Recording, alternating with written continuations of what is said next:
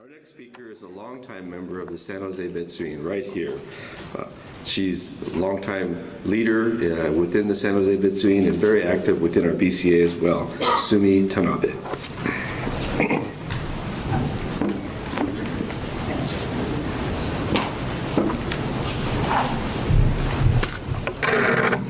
That was a very interesting story about Starbucks. Next time I get my cup of coffee from Starbucks, I'm going to remember your story. I must say the Starbucks, as a merchant, has been very generous. I am a member of a homeless committee, and every year we have an English tea to support the homeless women and children as well as families. Starbucks, when I went to them for a donation, I was thinking of just 2 bags of coffee.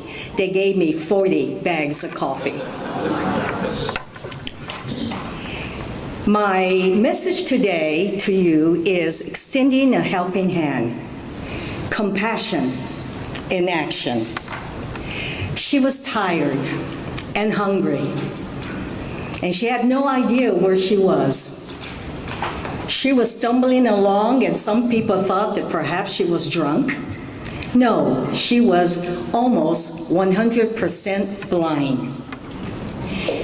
She was near Commercial Street and 7th Street. So someone said to her, you ought to keep going because there is a homeless center for women just right down the street. And so Meredith somehow made her way to the George's Travel Center, where they fed her a hot meal, gave her a hot shower, gave her some clothes, gave her shelter for the night. Many, many, many months later, she was able to find suitable housing and a service dog to help her. Another woman was a beautiful young lady from a European country, only 22 years old. She married an American, came to the United States, and within a few months, he divorced her, and here she was out on the streets. But she felt she was luckier than most because she had a car. But she said, Sumi, when I sleep at night in my car, locked in, I never know whether or not I'm going to be alive the next morning. It is a very scary thing. The third woman that I came to know was a high-tech manager in one of our Silicon Valley companies. She made enormous amount of money. And then she got laid off. 50 years old, a woman who was not desirably an asset to any company. She kept spending her savings. Now she couldn't meet her mortgage payment, so she lost her house, and she is now homeless and still unable to find a home. The fourth person was a black lady that I came to know who was homeless simply because she was addicted to drugs and to alcohol. She realized after a while that she had to change her way, particularly when the welfare people took away her children. These are just 4 examples of women I have come to know over a period of the last 14 years. Some homeless are homeless because that's what they want to be. They don't trust and want to live in shelters. Some homeless are just down in their luck. And so we who are members of the homeless committee try to help them find temporary housing, get them into transitional housing, and finally, the end result is hopefully that they will find permanent housing. How did I become involved with the homeless in our community? It started many years ago when I was teaching 8th grade Dharma school. I wanted to teach our students about dana and compassion. And so we would collect toiletry, put them in Ziploc bags with warm socks, and we would go to the Julian Street Inn and give those bags to the clients there, and they would give us a tour of the facility. This facility housed both men and women. 15 years ago, I was invited to be a member of the American Association of University Women.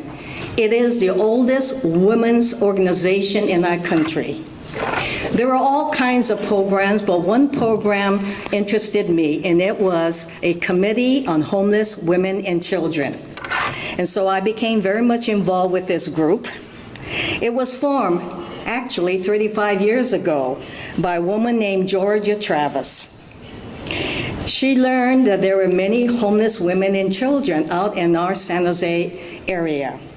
She took them in, fed them some sandwiches and soup, but there were so many of them, she had to run around and try to find a facility, which she did. And then she was able to get funding from some of the local organizations so that they were able to get a big facility, and we named it the Georgia Travis Center. Meanwhile, our Bitsween had a Sangha support committee, and I asked our committee if they would be interested in feeding the homeless. The Sangha support committee is a committee of the Bitsween board, and they do visitations, they provide respite care, they conduct various educational workshops, as well as food demonstrations, and they help our community by adding hot lunches for the homeless. They have gone out into the general community.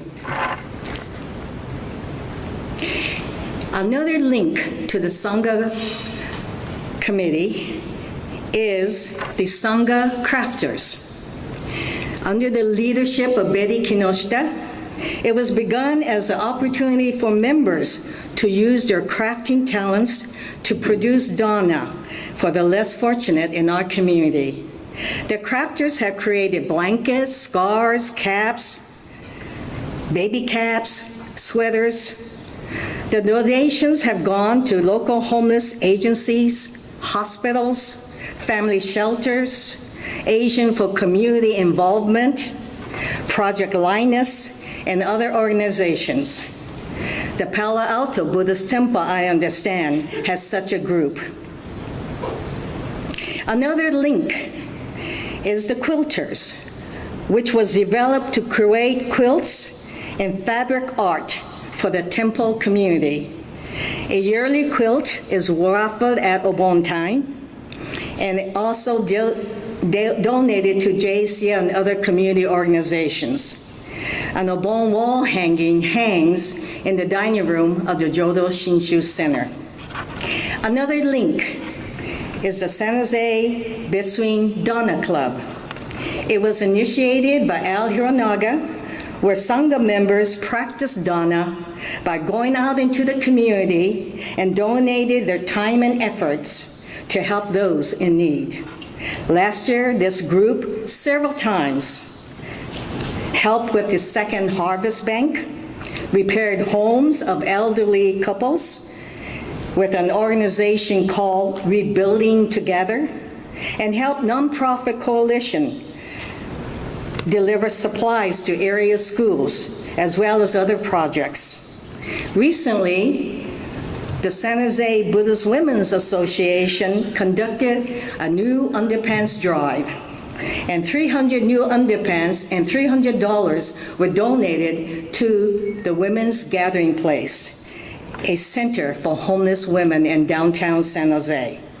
And 114 underpants were given to the Georgia Travis House, a shelter for homeless women and children.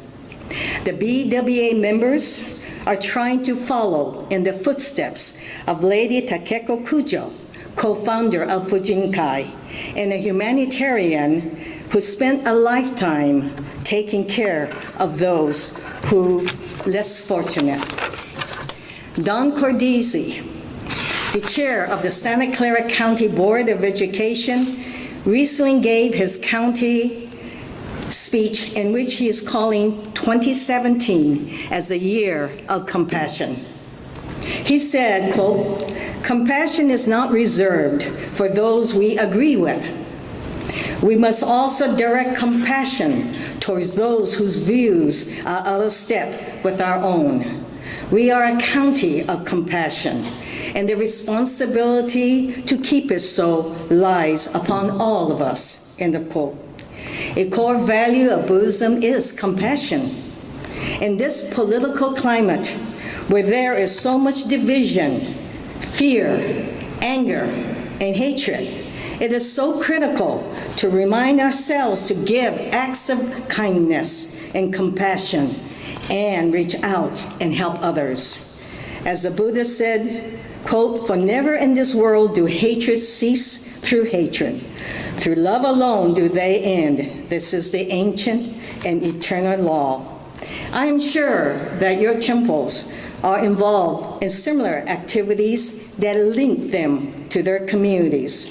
Whether you involve yourself with having hot meals for the homeless, help fix and paint houses for the elderly, sort food at food banks, or do something as simple as collect toiletry for the homeless, we encourage you to be a link in the golden chain of love that stretches around the world, that we must be kind and gentle to all living things and protect all who are weaker than ourselves. Go out there, extend a helping hand, practice compassion in action. Thank you.